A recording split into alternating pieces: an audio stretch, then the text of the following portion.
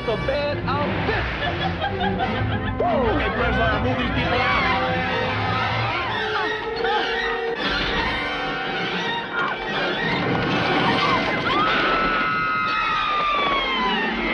God, look up there. The hell's that? Easy, miss. I've got you. You've got me? Who's got you?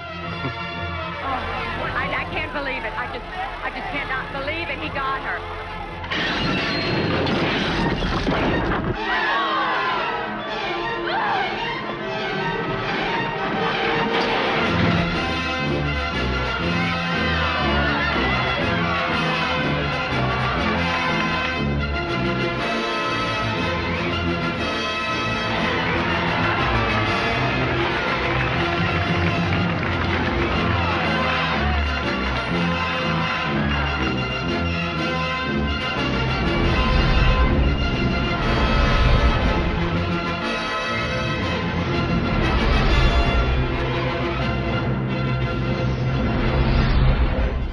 So we are, like, with this movie here, we're breaking the mold of this podcast, moving away from horror.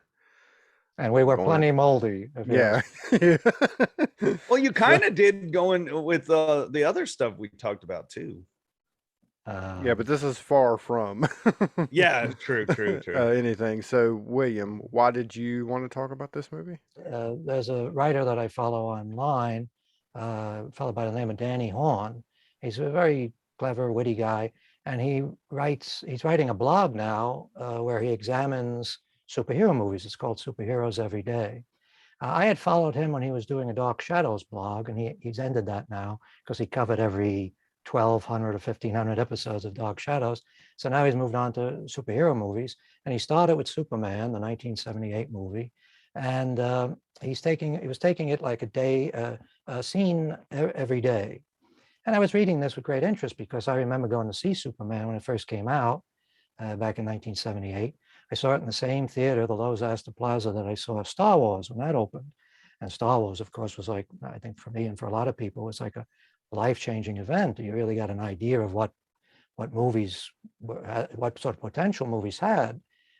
So when they announced Superman, they said it's going to be the most expensive movie ever made.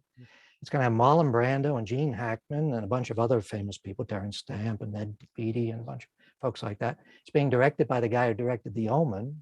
And it's going to have a score by John Williams. He said, oh boy, we're set. yeah. I remember standing on the line in front of Lowe's Astor Plaza, and there was that great enthusiasm.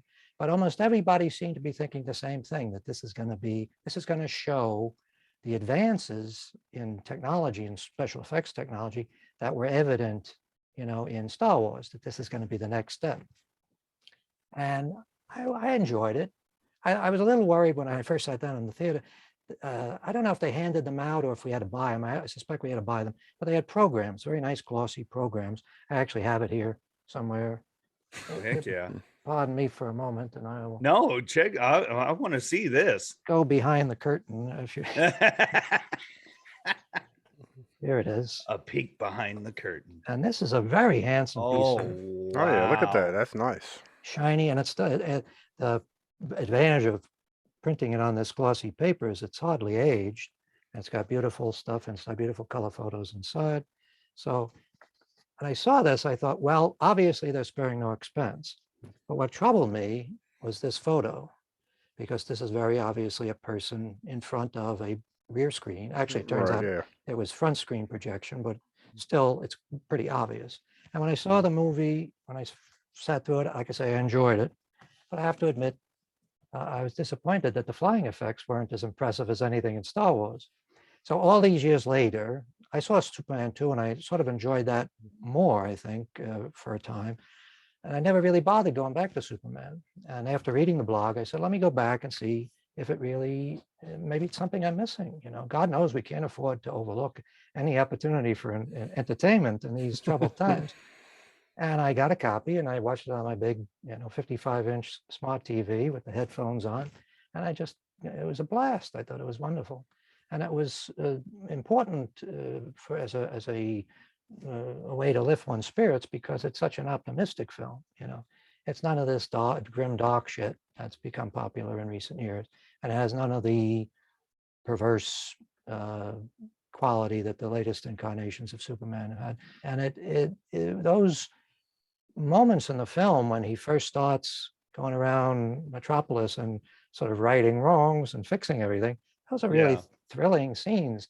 And I've come to the conclusion that that's what you want in a Superman movie more than anything else. Maybe it's what you want in all superhero movies, is to see somebody who's going to go and fix everything, you know? Yeah, I think that Superman and Superman 2, those two movies, they are the best representation of a comic book movie. Only to be followed up by Sam Raimi's Spider-Man. But I think it's just the perfect superhero comic book movie. Mm-hmm. Yeah. Well, certainly the best incarnation, the first movie especially, I think, is the best incarnation of Superman.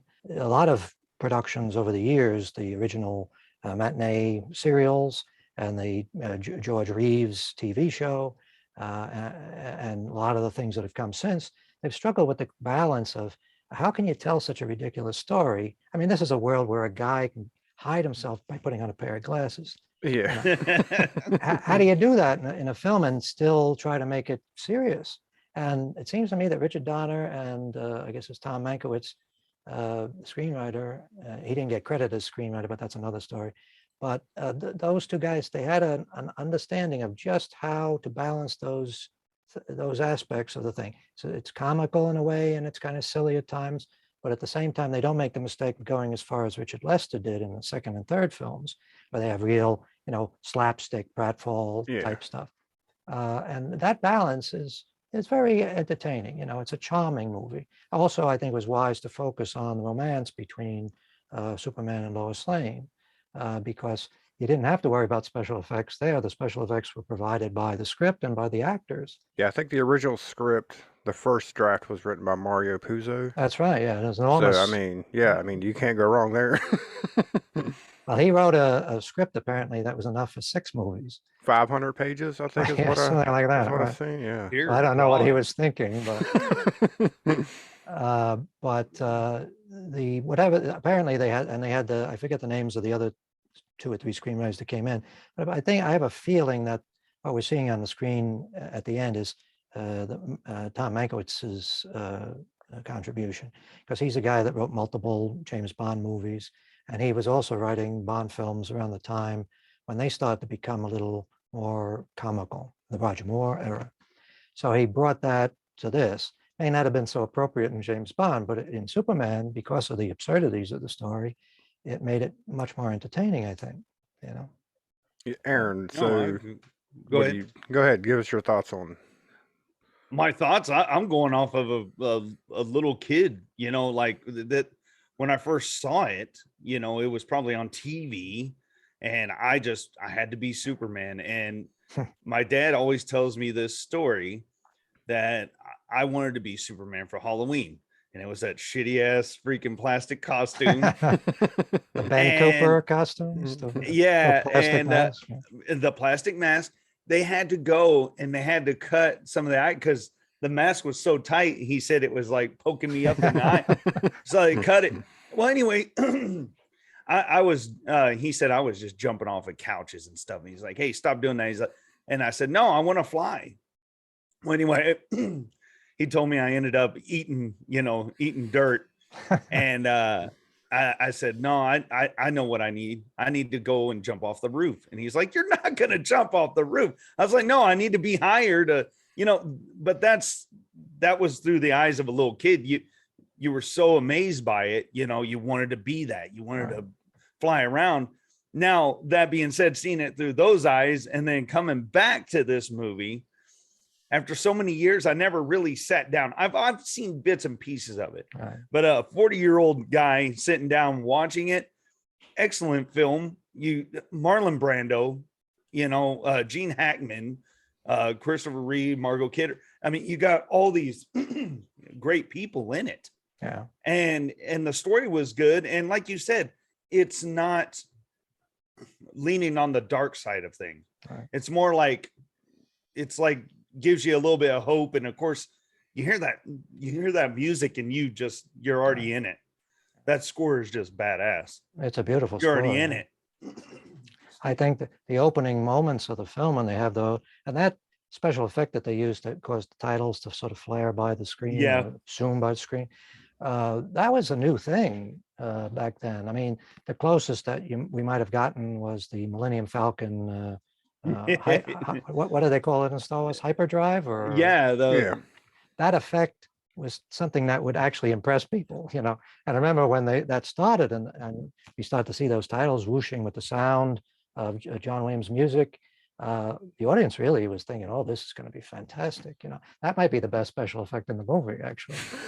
Yeah. But Yeah, John Williams' sure. music is gorgeous, and it's impossible to hear that and to see, like, the scenes where Superman is rescuing Lois Lane from the helicopter. To see those scenes and to hear that music, it's impossible not to be thrilled by it. It's just. Now, and now I kind of I watched a little. It was a small little documentary on it. I was surprised to hear that the two guys that created it, I can't remember the names. Siegel and Shuster. Okay, those two guys, they created Superman, and they were only paid like $130 because they worked for a publisher. And at that time, I guess people didn't really like look into I work here. Here's my work of art. And then they go, and of course, now we know it as it is today. And from 39 to 2022, everybody knows who the hell Superman is. So Oh, yeah.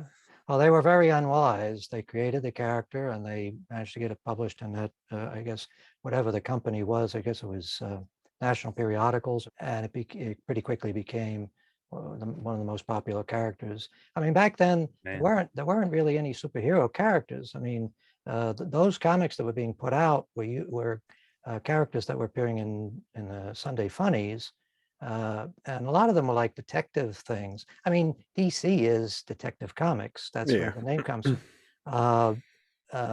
Superman was, I think, probably the first of the costumed superheroes, and they were drawing upon different influences, like things from pulp magazines about alien life forms, and they were also obviously going for the idea of almost like a vigilante character who would go around and stop crimes. And he was much more violent in the comic when it started. He was punching people all the time and punching people through walls, breaking through walls.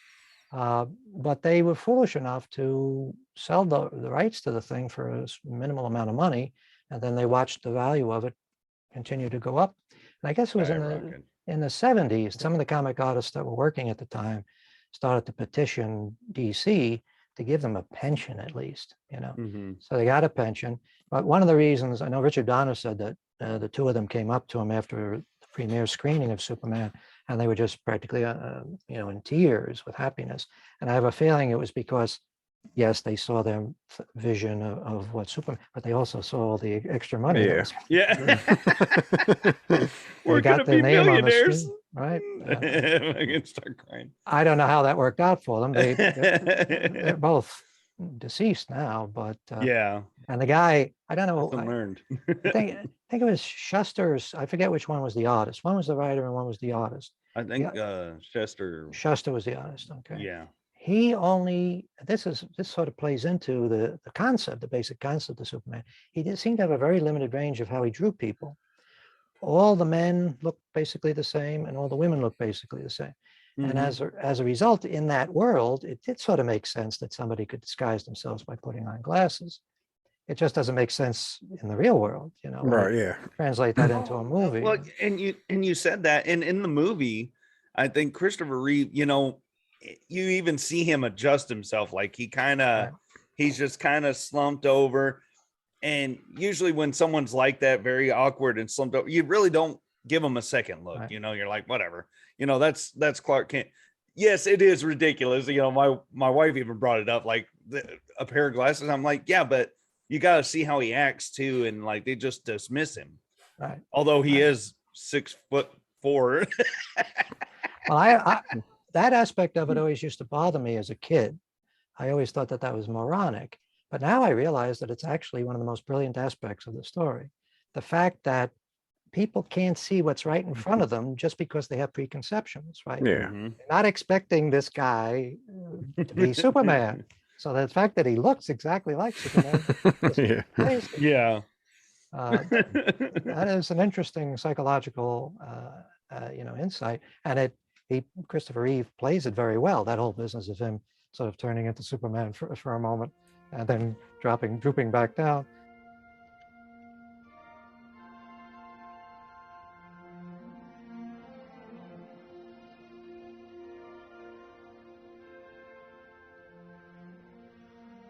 Lois, there's something I have to tell you. I'm really... I was, at first, really nervous about tonight. I don't know which version of the second one, I guess. She pulls that trick of taking out a gun and shooting him. Did you see? Yeah. Which one is the Donner? I know we're talking about part one because I want to see the Donner cut of part two. Well, the Richard Donner shot like 75% of the second one because they were shooting them simultaneously. Mm-hmm. And then he made a terrible mistake. He had problems with the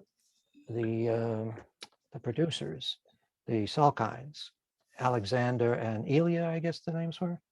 Okay. And after the great success of the first film, he started to become a little talkative. This is one of the magazines that he gave an interview to. This was before they were supposed to go back to work on Superman 2. The idea was when they were shooting the two movies together, at a certain point, they started to run out of time, and Warner Brothers said, finish one first, and then after that's released, go on and shoot the rest of Superman 2. So he was expecting that he would be going back because it was enormously successful. It was Warner Brothers' biggest hit of all time. So he was figuring, I'll get to go back and finish the rest of the movie. And he gave interviews like this one. And one of the things he says, this is actually in the headline of the interview to show how unwise he was. I gotta hear this. The director, this is the headline that Cine Fantastique put on it. The director of Steel bends producers in his bare hands. And he goes on to describe all the problems that he had with them. And he's particularly angry at a fellow by the name of Pierre Spangler, who was a friend of Ilya Salkind. And he said, basically, he laid down the law. He gave an ultimatum. He said, if Spangler is involved, I'm not. Well, he got fired, which is something he didn't expect. And before he got fired, when he was having his troubles with the Salkinds, they hired Richard Lester to serve as an in-between, a sort of a liaison. And when he started to give these type of interviews, they fired him and they gave the directing job to Richard Lester. And Richard Lester, in order to get the full directing credit on Superman 2, he had to go back and reshoot some of the stuff that Donner had already shot.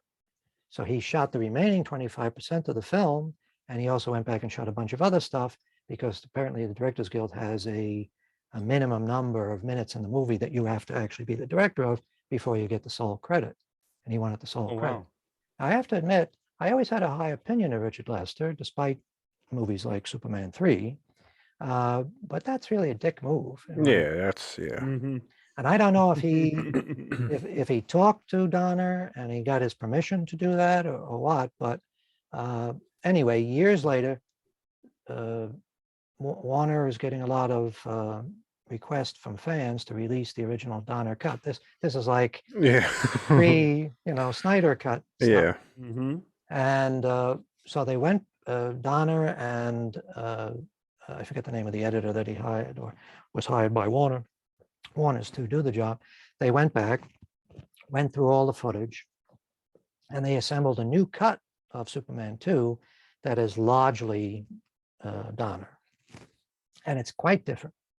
And some of the footage that they had, since they hadn't shot certain scenes, they had to use audition footage. And there's one sequence where Lois Lane takes out a gun because she's convinced that he is Superman. And she wants to prove it, so she shoots him. And then he does what we were talking about. As soon as he's shot, Now, don't be crazy now. What? he sort of straightens up, and now he's Superman. You know, his Yeah. cover has been blown. He doesn't have to be. Anyway, that sequence is now in the movie, even though it's pieced together from audition footage. So Christopher Reeve's wig is changing from shot to shot because obviously they didn't have everything in place when they did the audition footage. But it's interesting to see. Unfortunately, another little problem, they shot the turning the earth back scene. Apparently they completed that. That was supposed to be the ending of Superman 2. As they were getting to the end of production on Superman 1, they realized they really didn't have a good ending. So they took the ending from Superman 2 and put it at the end of Superman 1. Problem is that when he was doing his Donner cut, he couldn't use the ending that Richard Lester shot, which was kind of a stupid ending anyway, with Superman giving Lois Lane a kiss that makes her forget. Yeah. I never really understood what that was about. So he used the same ending with Superman turning the Earth back on its axis to reverse time. He used it again in his cut of Superman 2. So if you watch the two films, as I did, back to back, Superman 1, Superman 2, it has the same ending. Same, yeah. Wow. That's one aspect of the Lester version that I prefer. Crazy. I like the idea of Superman going to the White House and picking up the flag and saying, I'll never, I won't leave you again. I won't let you down again. That is a little more effective as an ending than that. Just seeing the turning back the Earth thing, which is kind of a flaw even in the first film. It's not the most logical Yeah. thing. That's not how time works, but I don't think so, no. You'd have everybody all fucked up. Like, Also, the Earth going the reverse direction to be floating around and. Yeah, so we Oh just my send God. everybody hurtling off. into Yeah. I know that's pretty much what would happen. Well, let me ask you this. I wonder if this bothered you the way it bothered me. When I saw it as a kid, I thought, well, he turns the Earth back to reverse time, then he stops it, and then he starts it going in the right direction again. So you would assume that means time is now flowing forward. But when he goes into where Lois Lane is, we don't see the crack appear in the Earth and the car fall in. I mean, the idea should be he gets back in time to take to her pull out her of out. that. Yeah.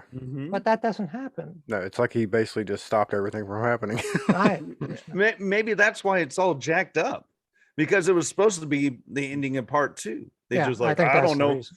But and that would have made more sense because he loves Lois Lane and whatnot, but in that short amount of time in that movie, that span, when she dies and he's like, and he just flies off, it's like, yeah, part 2, because that's more days, and it kind of like he starts to love her more, and for them just to throw that in there, I mean, well, they were looking for a dramatic ending. I get it. The alternative was apparently that he just stops the earthquake and catches Lex Luthor, which I guess they thought, that's not. Well, that would have worked. And that's another thing. There's a lot of paperwork involved. You can't just fly into a prison walls and just drop 2 guys off. Well, Sorry. You know what I think?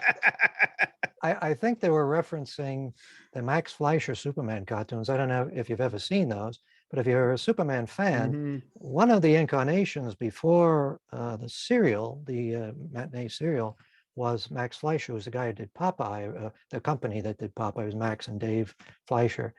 They did a really wonderful, I think it was only like 12 short Superman cartoons, and they used state-of-the-art animation to really make wonderfully dynamic cartoons. They still hold up very well, and those cartoons have been very influential. One of the things that they always had at the end is that Superman is always dropping the criminal off at the prison. Like, here you go.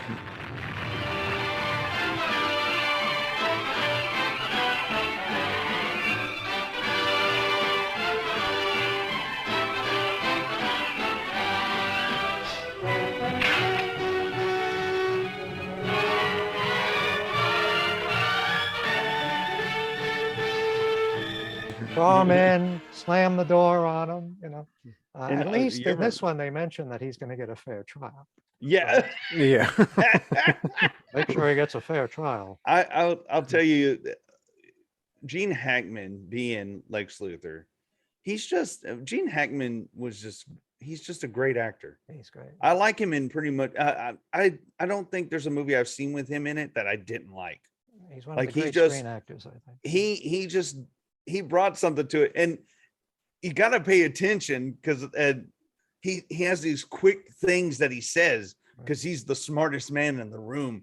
He's funny and a smart ass, but he's also a freaking asshole, and he thinks his shit doesn't stink. The whole movie, he's just like, what do you say? What's the difference between my IQ and your weight? Do you know why the number 200 is so vitally descriptive to both you and me? It's your weight and my IQ. Now think, people, think! Of course, Ned Beatty did a great job of playing the little goofball guy, his little henchman. Yeah. But That's what, I thought he did a fantastic Lex Luthor. yeah, I really agree. Even when I saw the movies the first time, even though I wasn't that wildly enthusiastic about them, I always thought his performance was just, by itself, is just hilarious. There's so many little touches in it that are funny. In the second one as well, he's one of the highlights, I think, of the second one. See, and I need to rewatch the second one. I only watched the first one because I figured if this is something, we'll probably revisit the second one. Yeah, we since can, there's sure. two versions of it, and we might. That's right.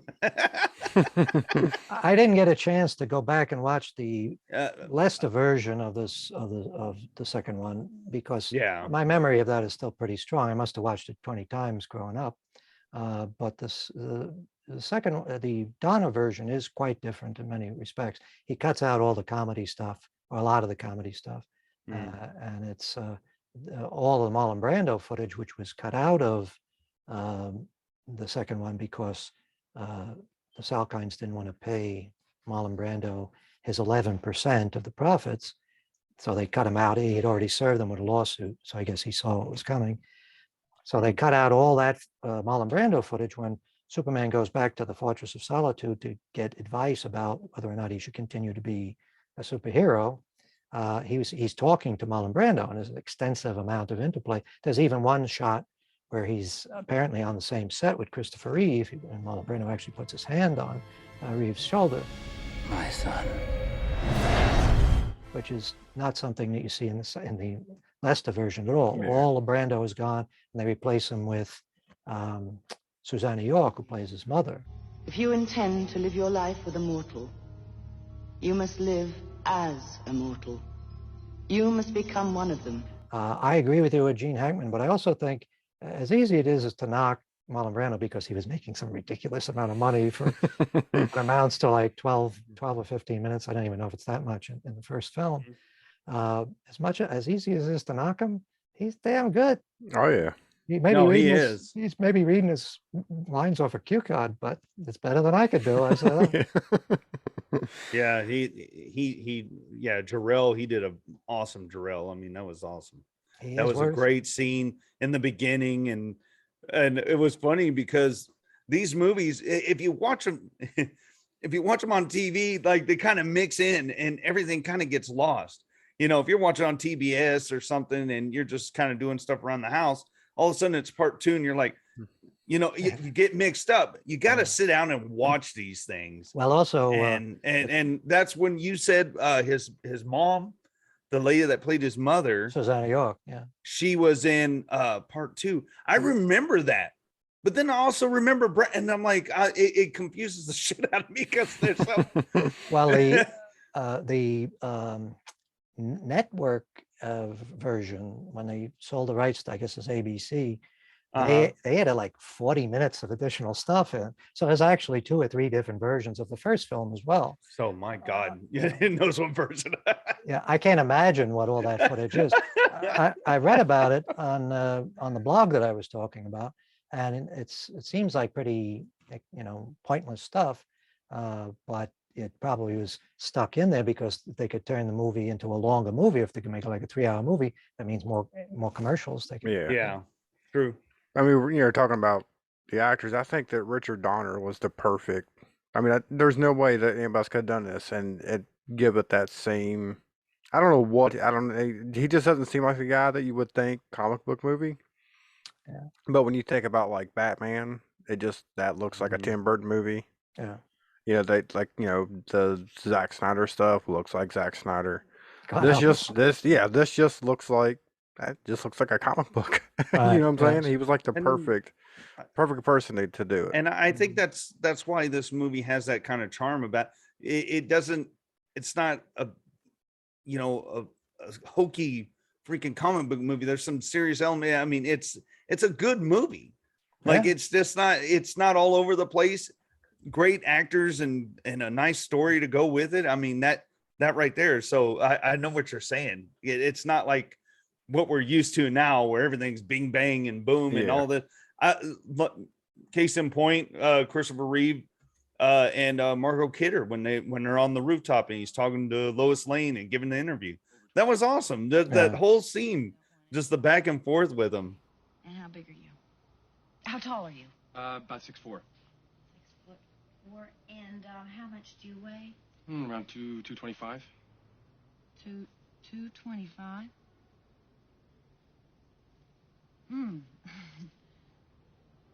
Well, I assume then that the rest of your bodily functions are normal? Sorry, beg your pardon? Well, putting it delicately. Do you eat? Yes. Yes, I do. When I'm hungry. You do? It's a delightful scene. Yeah, Yeah, I could have done it without the her inner monologue when they're flying. If they could cut that out, that would make it the perfect movie. My wife hated that too. She's like, "What is this? I always hated this part. Can you hear me? Or do you know what I'm thinking?" And all this stuff. I don't know why. I don't know why they put that in there. That was horrible. Well, I think they wanted to extend that flying scene as much as possible because they make reference to Peter Pan, where Superman tells her that this Clark Kent guy who told her that it's like that he's a fairy tale like Peter Pan. But in a way, those scenes of them flying and holding hands in the clouds, very Peter Panish. You know, it actually almost looks big like time. Some of the scenes from the Disney cartoon of Peter Pan. So I think that's what they were going for. I mean, it didn't bother me this time. I have to admit it was a little clunky when I first saw it. Yeah. But I have a feeling there were a lot of people in the audience when that first showed that probably were feeling it. You know, they got into that. It was kind of a nice romantic touch. But well, and also you want to use that scene as much as you can because I heard like on set that it was hell to get those scenes down. Like the harnesses kept clunking into each other, and Christopher Reeve would fall. Like I mean, they just couldn't. It took forever for them to get it just right. And apparently, Margot Kidder and Christopher Reeve were not the best of pals. Yeah. Well, he probably fell on top of her. Get off me, you big ape.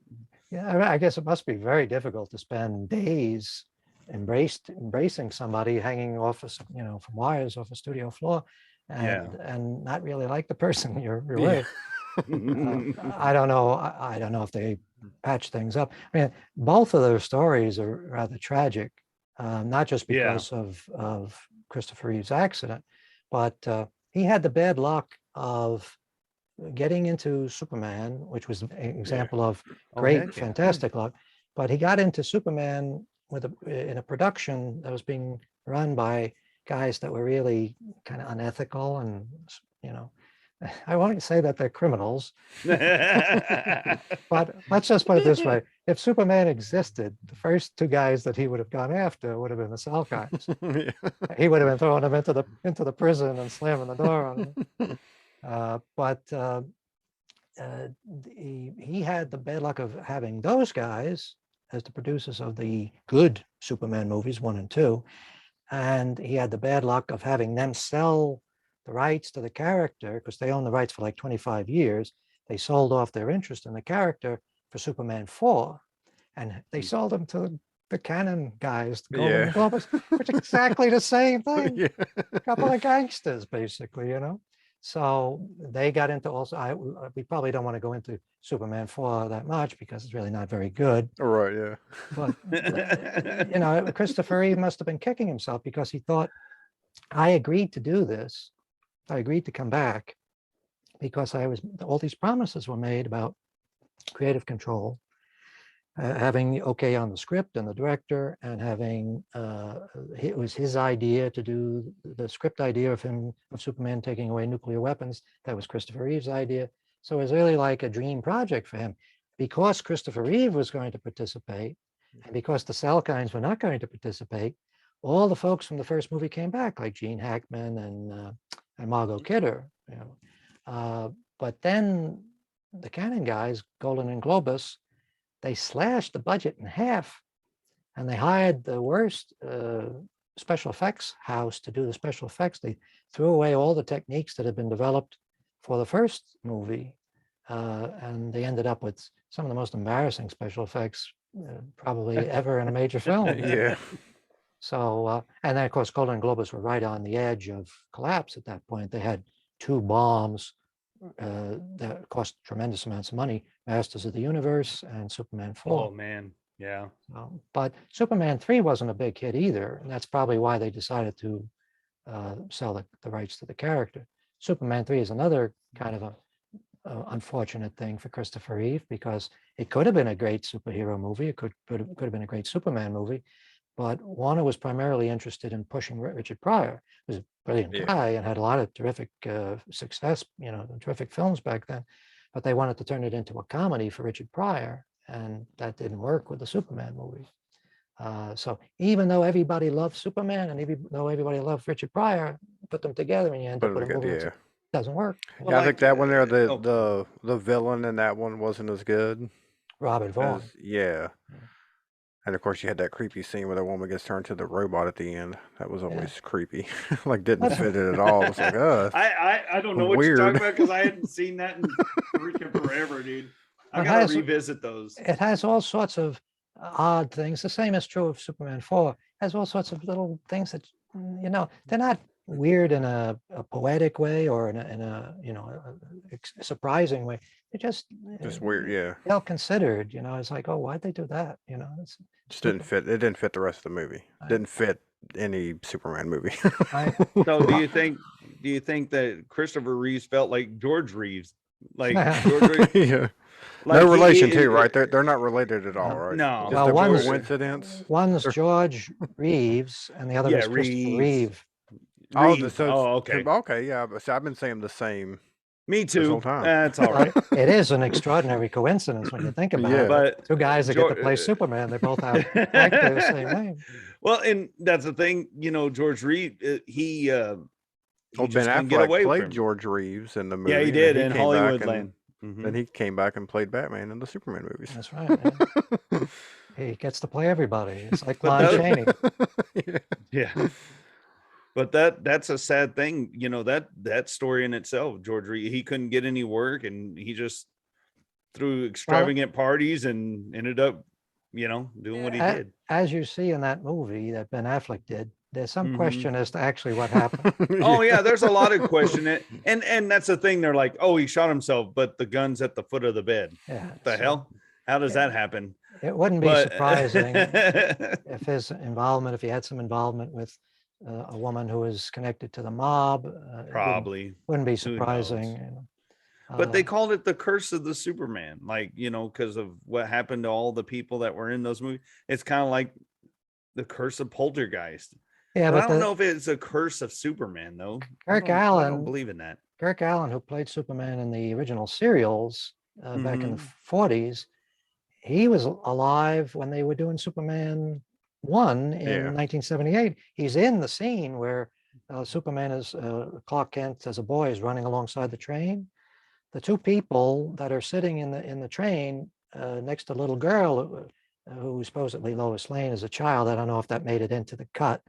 That's supposed to be Lois Lane as a little girl, and her parents are played by Noah Neal, who played Lois Lane in the TV series, and her father is played by Kirk Allen, who played Superman in the matinee serials back in the 40s.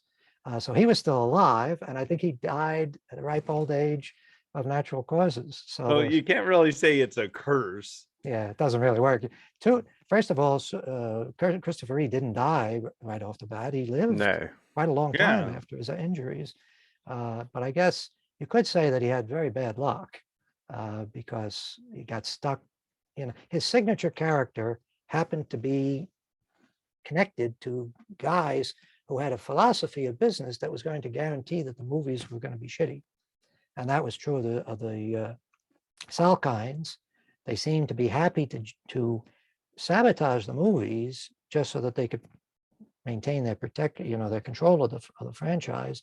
The stupidest thing that Donna did was to give them an ultimatum, because they aren't the sort of people that respond well to ultimatums.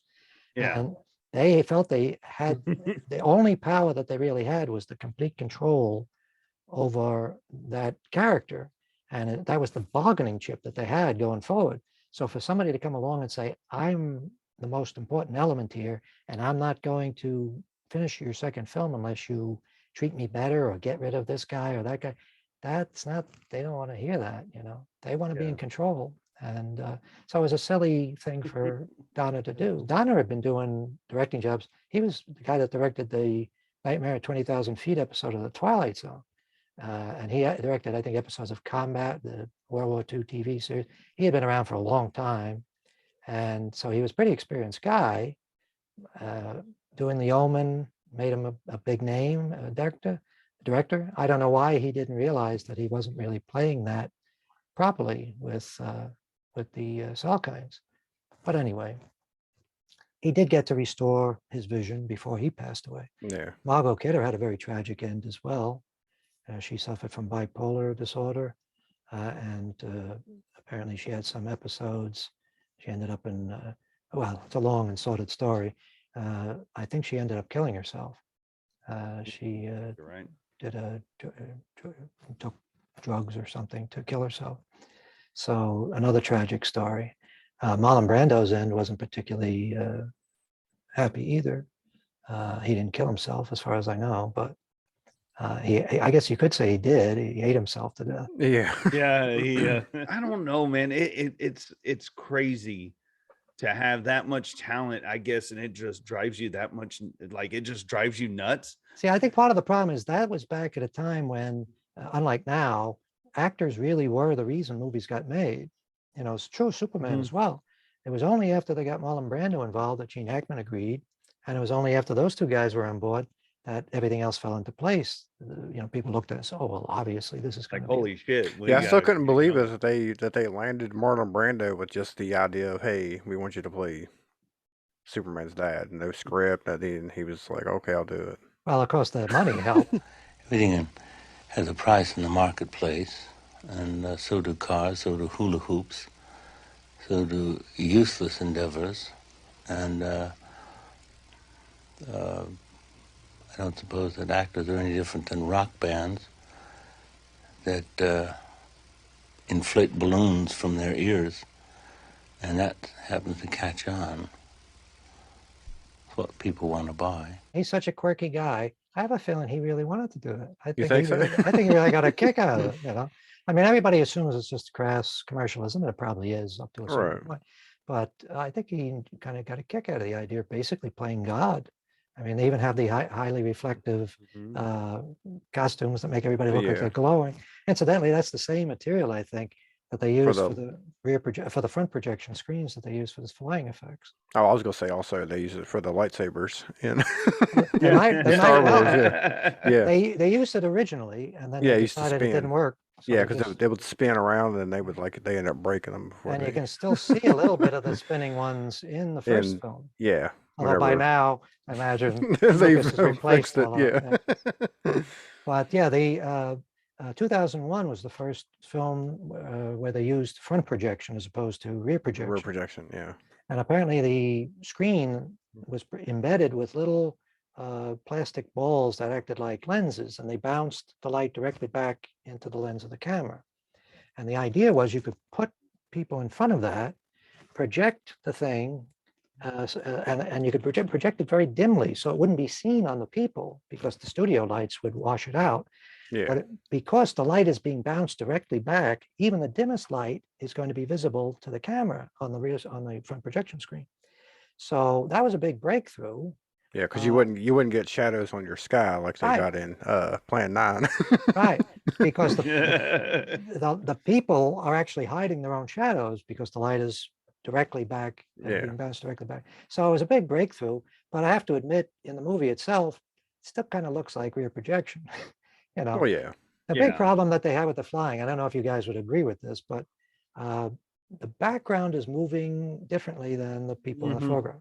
And that's a problem. If you're going to take a helicopter up and shoot, you know, there's no way you're going to be able to match those movements. They tried real hard. Yeah. They had and developed this whole system of a camera that would be able to move, you know, and sort of to create the illusion of movement. It was similar to what they did with the motion control cameras for Star Wars, where the model would remain static and the camera would move towards it to give the impression that the model was moving forward. Right.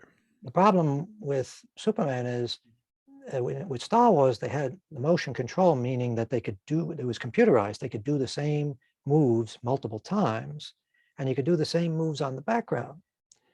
With Superman, you couldn't do the same moves because the camera was on a helicopter flying over New York.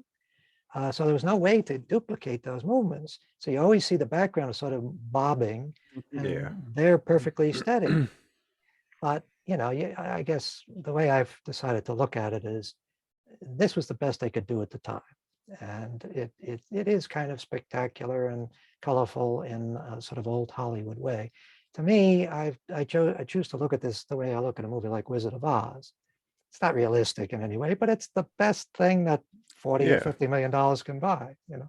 And it still holds up. I mean, not perfect, but it's not like you don't watch it and go, "Oh, that looks horrible," like you do with the later. Well, the later one, like Superman 4, they decided to just use blue screen. Blue screen, yeah. And so they had to change Superman's color, the color of his uniform, of his costume, to almost like turquoise, which they did on the first one as well. When they used blue screen occasionally in the first one, but they would change the costume to turquoise to do the blue screen work, and then they would optically correct it before, you know, when they were compositing the film, they would optically correct the color so it looked like the sort of vibrant blue that we're used to seeing. In the fourth one, it seems like he's almost green. Yeah. You know, which looks ugly and dingy, you know. Although it does anticipate the movies that they're making now where everything looks great. Yeah. I don't know what that is. When did they make this decision that everything is supposed to look sort of like grayish green, like we're looking through green jello, you know, mint jello or something? That was the Matrix was the first one to do that. Matrix. They were copying like anime, so now everybody's copying the Matrix, not knowing why, and everything looks green now. So we have something that we can blame on the Matrix. Yeah. Something real that we can blame on the Matrix.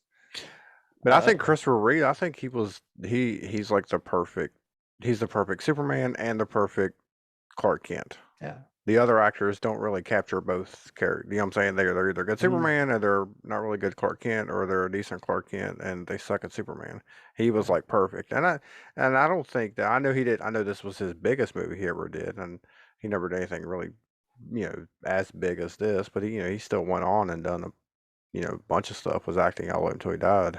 Oh yeah, he was busy. He even did a remake of Rear Window. Yep. Before he died, a TV version. So yeah, I mean, it's kind of an inspirational story. I have to admit, if I had suffered that sort of setback and I realized I have to go through the rest of my life just basically being ahead, I don't think I would be willing to go on. But so that's encouraging. It's an encouraging story that he lived so long after the accident. You know, it's kind of a remarkable thing, and he was able to keep his spirits up, and you know, so that's all encouraging. But yeah, he was perfect for Superman and Clark Kent. I think he keyed into the idea that Donna was going to go for like a screwball comedy thing for the Clark Kent and Lois Lane relationship. And so he was looking to movies like Bringing Up Baby with Cary Grant. Cary Grant often played very similar sort of mumbling doofus kind of characters, sort of playing against the fact that he's, you know, extraordinarily handsome fellow. And that makes it a little hard to accept Clark Kent because he looks like he's like can kick the crap out of anybody, even when he's still Yeah. drunk. But he was very amusing as that character, and certainly as Superman, it's hard to imagine anybody would be closer to the mark in terms of his physical appearance, but also the way he delivered his lines, the sort of whole attitude was he had a sort of benevolent attitude. He didn't seem like I'm superior to you, you know. Yeah. And even when he's throwing off those little one-liners, when he's going around stopping criminals and things like that, like he's saying to the burglar, he's saying, "What? The elevator's out of order," something like that. Yeah. He was a charming dude. He just brought that to that character. He seems to have a natural innocence. Charming. Yeah. You have embodied within one person the combination of a kind of sublime, confident, and yet generous power, and a sort of an affectionate look at the 9-to-5 schlumps that we all really are, we get our, our briefcases caught in the revolving doors, and we can't get a taxi and can't get a date, and we can't, the world kind of swallows us up. And you get a chance to see in the on one of the DVDs they have the auditions for some of the other people. One of the guys was apparently hairdresser to one of the producer's wives. I think it was a dentist. Oh, a dentist. That's right. Yeah. Yes. Because I kept thinking, oh, it's probably the guy from Trolls 2. Oh my God. Well, they probably wouldn't have done as bad. This guy wasn't embarrassing anything. It just goes to show how hard it is to play a character like that. Oh yeah.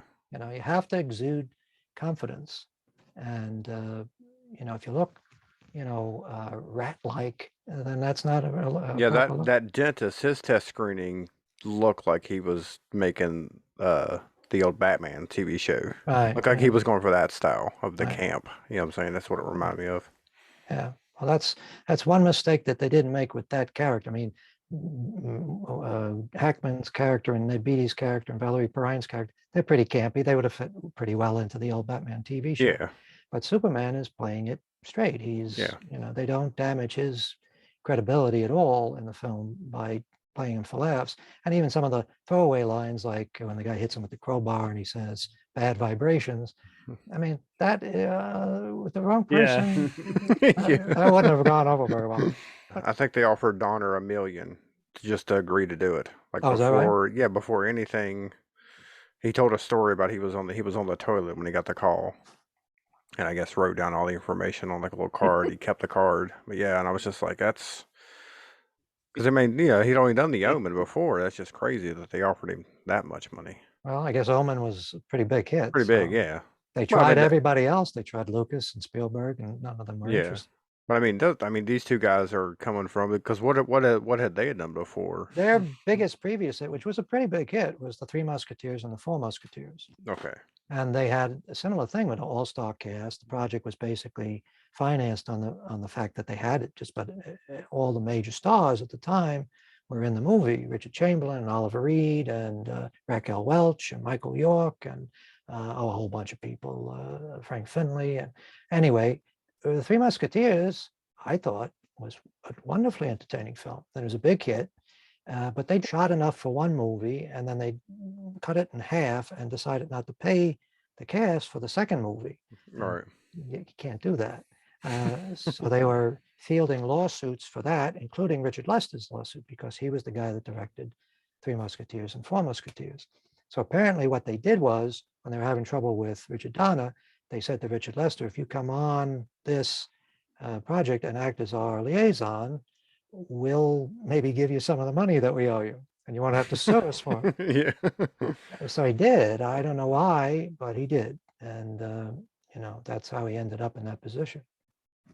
Yeah, I thought even the way they got because they go to DC to get, I can't remember what the name of what kind of deal it was. Some negative. It had negative pickup deal. Yeah, where it's like, hey, you write the script, you fund all the money. If we like it, then we'll let you use the character. And that's like, if we like it, we'll buy it from. We'll buy it. And that wasn't an unusual arrangement. Basically, the idea of the studio is saying, well, if you feel strongly about this, you produce it, you raise the money, and if we like it, we'll distribute it. And they ended up getting screwed too, in a way, because when the film was almost completed, as they were getting ready to premiere it, the Salkinds went to them and said, if you don't give us $15 million, we won't release the print. So you won't have anything to show on premiere night. So they ended up coughing up $15 million. The $15 million was money that they owed somebody else for some other project. So they were just a sort of ongoing, like a pyramid scheme. You know? They used the names of popular franchises like Superman and the names of big actors like Marlon Brando to get people to invest in the project, and they don't end up paying the people that what the money they promised them.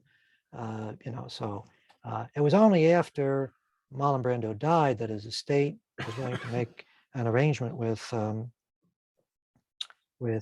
Bryan Singer when he was doing Superman Returns. They made an arrangement with him to use the footage that had been shot, or at least the image of Marlon Brando, for Superman Returns. And as a result of that, they were also able to negotiate to allow the original footage to be used for Superman 2, and they did the Donner cut. So that's why Marlon Brando has been restored to the Donner cut. And I assume they came up with some money for Marlon Brando's estate to pay for that. But yeah, it's so complicated. And it's too bad, because Superman 2, as entertaining as it is, it could have been a wonderful movie, and it ended up being this sort of thing that's, you got to watch two versions to sort of piece together what it might be, you know. So it's kind of unfortunate. I still say, when it comes to part 2, though, Terrence Stamp as General Zod's like perfect. He was perfect for that role too. Yeah, he's very good. Yeah, he's very entertaining, and he also is playing it completely straight. There's not even a touch of camp in his delivery, which makes a big difference, because Superman really needs a real villain to go up against, you know. But yeah, he's a strength in that. The scenes of Superman stopping the earthquake and sealing up the broken dam, those are kind of fun and spectacular in like a 1970s disaster movie way. But, with the miniatures and everything. They're not really terribly convincing. But, you know, of course, again, it doesn't make sense that he rebuilds the Berlin Wall with his eyes, with his vision. That's in which one? In the third one? Was that in 2? Was that in 3? I think that's in 3. There was one where he. Oh no, that's in 4. Puts all the bricks back in place just by looking at it.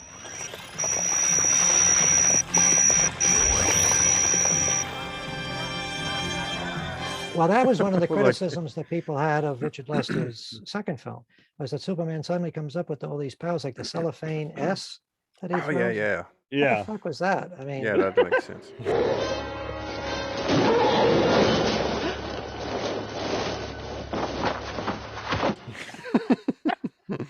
And that isn't in the Donner cut, fortunately.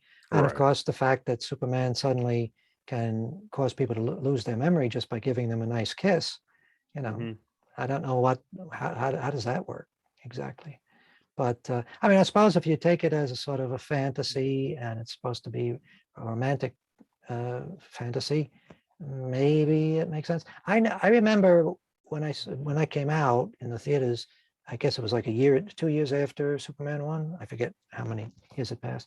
Anyway, I remember an adult of my acquaintance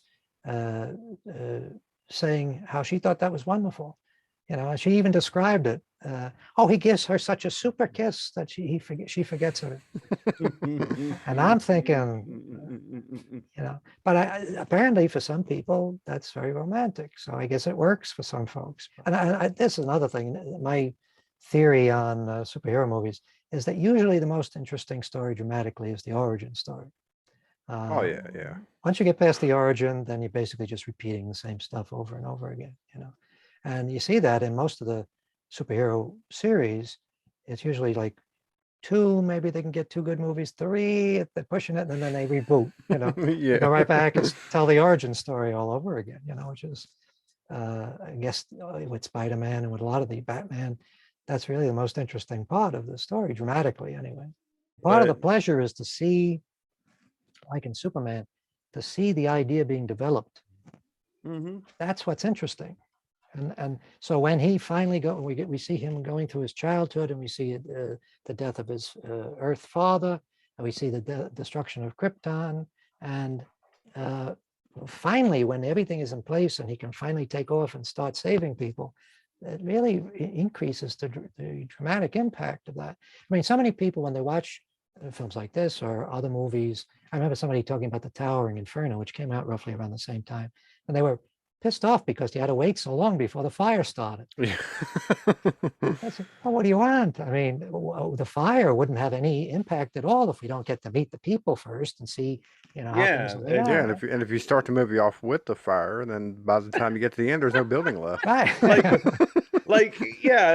If you start off with the fire, then people are just running. You're like, I don't know who that is. Yeah, it's just like horror movies too. There's so many folks that say, well, I want to see the gore right from the start. So you get the gore before the opening credits have rolled, and it can't have any impact, because you haven't established a real world context for that to happen. You don't care, So I think when in Superman, the way they sort of slowly built to that, it was very important, and it really makes it very thrilling when he finally takes off and starts being Superman. It really means something. Do you think that if they just put part 1 and part 2 together, just make it one long movie, you think it would have been probably a lot better than what we got? Well, possibly. In your opinion? I mean, just thinking about it, and I'm like, since they're like, we can't come up with a good ending, so we're just going to use the ending we're going to use in part 2, and it doesn't make any fucking sense. Well, it would solve that problem. They could restore the ending to the end, and you wouldn't miss it, because the other stuff of him just stopping the earthquake and sealing up the dam, that would all just flow into the next part of the movie. I mean, the Donner cut of the second one, he has to sort of backtrack and show you stuff that leads up to that, stuff from the first movie. So that wouldn't be necessary. You could go right on with the story. Yeah, I could see somebody cutting the two movies together, but in a way I would be against it, because I don't like the second one as much as I like the first one. Yeah.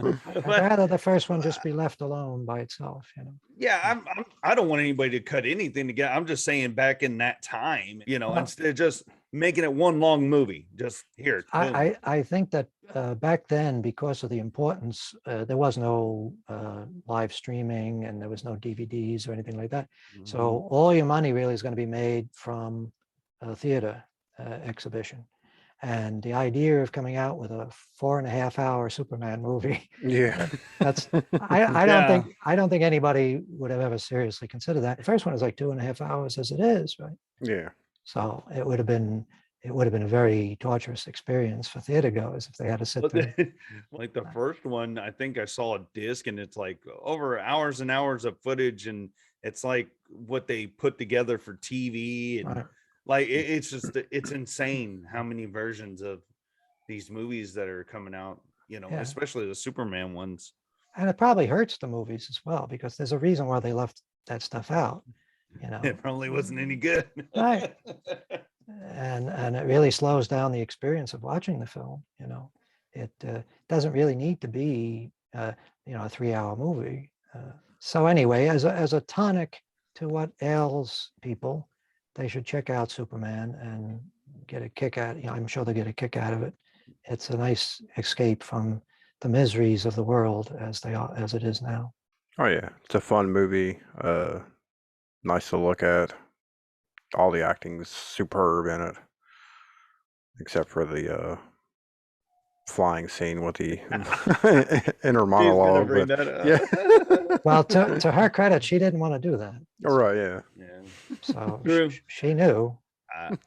I'll tell you, it was fun to revisit this one. I definitely want to watch it more often than I have, because, like I said, I would just kind of catch it on TV or whatever, and sitting down and just watching it and appreciating it for what it is. And also, I just felt like a little giddy kid just sitting on the couch when I heard that music. I hope you're not going to jump out the window. Or... No. Hey, I'm a grown man now. I can get up on my roof and jump off if I want to. No, just that's what it appealed to, adults and kids alike. And we really do need stuff like that again. DC kind of goes to the darker part, but this I recommend. Get with your family, friends, whatever, get popcorn and sit down and watch Superman. See Christopher Reeve again. And you get to see something that's light and fun and colorful. And it's a good example of, Hollywood spending tremendous amount of money to make something that actually is inoffensive and entertaining. And I don't know if I'd want to see a constant, have a constant diet of that type of movie, but every once in a while, it's nice to see something like that. It is. Restores Take your a break from axes hitting people in the face. Demons coming out of people, and it's nice to sit down and kind of take a break from that. Right. No gore, no profanity. I know, and it was great. I'm starting to sound like a very old man now. All the cussing in the movies. All these young people and their all they know how to say is the F word. I'll tell you that I felt the same way though. It's nice. It's nice to watch something like that every once in a while. Just get away from the crap. Yep. But I am gonna watch the Donner cut. I will leave on that note. I want to watch the Donner cut of part 2. And I would love to visit this again, like with part 2, talk about the Donner cut and the other cut. And I just, I think and all the unfortunate things that happened there. Yeah, pretty much. So one Superman movie we're going to just love. And the next one, we're just going to shit all over it, man. Well, there are a lot of things that are entertaining in Superman too, in both cuts. Yeah. But it really dropped. It dropped like a rock with number 3 and 4. Oh, yeah. It was really sad to see. All right, so Aaron, go ahead and plug away. Tell us where. Oh my goodness, plug away, huh? I'm just gonna say you can find me on Instagram. They call me Mr. Poe. I'm involved in a lot of different things, so I'll spare people that. But just keep up with this, and of course keep up with the podcast from beneath. We got a little store and some new cool shirt designs Carey made, and catch a Demon Resurrection on Tubi. God damn it, it's free. Fucking watch it. It's fucking free. No, it's and it's doing pretty well on Tubi. Yeah, that's great. I'm happy. Hell yeah. So me too. It's getting a following, huh? So, I hope the viewership continues to go up. I mean, that's the great thing about those things, is they actually, when people watch, they recommend them to other people. Yeah. There's a movie on there that I never thought I would see anywhere, and it's Tales from the Quad Dead Zone. That is underground as you can get. But anyway, I digress. Demon Resurrection, get it. Visit our t-shirt store, visit our YouTube and William's YouTube, William Hopkins. That's right. Catch all those videos. This will be on as soon as I finish editing the 3 other episodes. Yeah. We're cracking the whip. No, man, I and of course I always have fun on here with you guys. So, but that's all I got. All right. So William, you'll go ahead and. Well, I'm pleased to say, but first of all, people should follow Aaron's other ventures. He has a lot of stuff going on. He's like, he's the hardest working man in show business. And all of that. I have no idea what I'm doing. that helps sometimes. I think that's a plus. I appreciate it. I can say that I finally finished my first film. I was restoring and re-editing my first film, Sleepless Nights, which is 23 years old. And I finished it, and now I'm doing some final work on the music. And that should hopefully be on streaming services, probably by middle of the year, maybe sooner if we get some breaks. So that's a vampire, sort of a gothic romance, gothic melodrama, sort of inspired by Dark Shadows and Hammer films and the old Universal horror classics. It's a very cheap movie. It's nothing like Superman. So, but I think we got it in a condition where it should be reasonably entertaining, and so that's forthcoming. And my other film, as you mentioned, Demon Resurrection, is on Tubi. It's on Amazon Prime. It's on Zumo TV, and it seems to be doing pretty well. So that's nice to see. Finally getting some attention for that.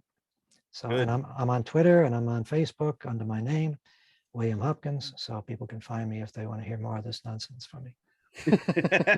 Or get them on the podcast so we can talk about the movie. There you go. Yeah. So. And Carey, how about you? What else? Yeah, Carey, where can they find you? I'm on Twitter at 1313E. Of course, I'm on Facebook and Instagram and TikTok. Been trying to put more stuff up on our TikTok account. Oh, yeah. For that, little 60-second clip. So just so people, if they don't want to go full into a 3-hour long discussion of a movie, they can just. You mean there are such people? Yeah, get the cliff notes. Is that the cliff notes of social media now? Yeah, so they can just go on there and watch our little 1 minute to 3 minute clips of our funny moments. Well, So, you got to be on TikTok nowadays. you have to be. That's where the kids are. That's where everybody's at. I do want to say follow Carey on Facebook because I like all the drawings you're doing, and I know you're going to come. I want to see a damn comic book out of all this drawing nonsense you're doing. Maybe. I'd have to quit my job probably to do that. All right. Yeah, this was a good episode. I enjoyed it. So we'll have to definitely come back and do another one sometime soon. Yes, indeed. You.